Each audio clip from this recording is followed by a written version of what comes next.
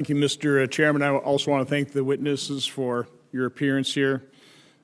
Dr. Ramirez in particular, I just want to say that we will unequivocally protect you from any retaliation that you may suffer because of this. I think the chairman has done a very good job of summarizing the issues that we've uncovered here. I want to commend both the chairman and your staff and my staff for doing a really pretty thorough investigation here. I know we weren't able to issue the report because we didn't get cooperation. But we will be issuing the report, and I'm looking forward to that. I think it will be also very complete. So again, I just want to commend everybody involved in this. Mr. Chairman, I would like to just enter my opening statement in the record, because it would just repeat an awful lot of what you said, but I would like to spend a couple minutes here just describing the fact, I didn't come to the United States Senate to be an investigator. I came here because we're mortgaging our kids' future, and we still are. But when I became chairman of the Senate Committee on Homeland Security and Governmental Affairs, a lot of people don't realize it because it's not in the title. That is the Senate's Oversight Committee. And you have a responsibility to start looking into things and conducting oversight and do investigations. Now, of course, being ranking member on the permanent subcommittee investigations, that's what we do. I would hope this experience has started opening up your eyes. My 6 years as chairman of the committee certainly opened up my eyes at how weakened congressional oversight has become over the years. We have very limited enforcement power. As a result, the agencies just thumb their nose at us. And I think you saw that here. These are legitimate issues. These are longstanding problems. The fact that the Department of Justice, the Bureau of Prisons, weren't fully cooperating in this is absurd. I held a hearing as chairman of the full committee on the Bureau of Prisons. I asked in 2018 for an investigation by the Office of Inspector General. We still don't have that report. I guess it's still in progress. This is in 2018. So again, this hearing again is long overdue. This is on specifically with Atlanta, but we ought to be asking, how prevalent is this? But because the agencies are not transparent, because they're not cooperating, we need whistleblowers coming forward. And this is my appeal to anybody in federal agencies who have worked diligently with integrity for your agencies. If you're working for an agency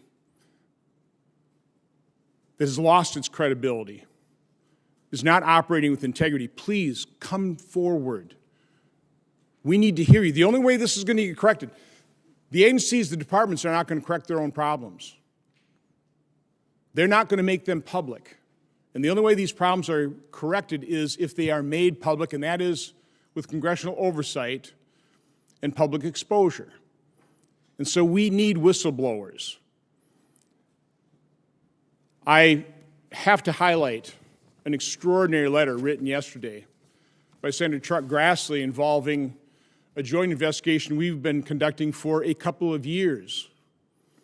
Finally, some whistleblowers have come forward, and quite honestly, I don't know if they're from the FBI, the Department of Justice, but it is extraordinary what he reveals in his letter to FBI Director Wray and Attorney General Garland. To quote, "There was a scheme in place among certain FBI officials to undermine derogatory information connected to Hunter Biden by falsely suggesting it was disinformation." Now, I don't want to go too far into this. This is not necessarily the forum for this, but it's exactly the forum to encourage more whistleblowers to come forward, because one of the reasons this is so near and dear to my heart is both Senator Grassley and I were falsely accused of accepting and disseminating Russian disinformation. Is this where this came from? Did those false accusations against the chairman of Senate committees duly authorized with responsibility to conduct oversight investigations, were we smeared and undermined by our own FBI? I'd like to enter this Senator Grassley's letter in the record. I'd also like to enter the letter I wrote to Attorney General Garland, to Christopher Wray, to Director of National Intelligence Haynes, as well as Inspector General Horowitz. I'd also like to enter that in the record. Without objection. So again, if you are a whistleblower in the Department of Justice, the FBI, please come forward. If you want to restore integrity and credibility to your agencies, come forward and tell Congress so the American people understand the truth. I would also make that appeal to people working in our federal health agencies.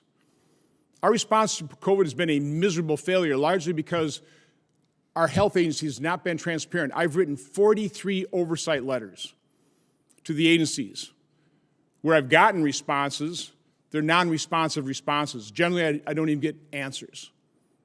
This lack of transparency must end. We must restore congressional oversight because the American people deserve the truth. You know, every one of these confirmed secretaries or agency heads come before Congress, they raise their hand, and they swear that they will comply with legitimate congressional oversight, and then they don't.